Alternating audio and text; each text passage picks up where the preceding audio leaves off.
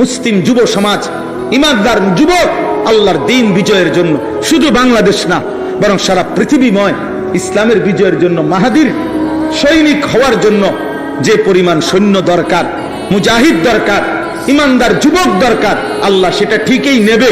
কিন্তু ওই যে দোস্ত, আমি হাত জোড় করে বলি ভাই, যদি তোমারে না নেয়,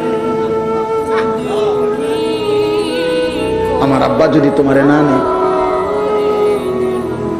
মালিক তো আগেই বলছে, সেদিন নবীরও বলছে, বন্ধু আপনি তো দাওয়াত দেন, জানে ওনার আমি নেব, তা আবু বকরকে তো আমি আল্লাহই নিছি, আবু জেহেলকে আমি নেই নাই। তোমারে যদি না নেয় তখন কি হবে বাপ?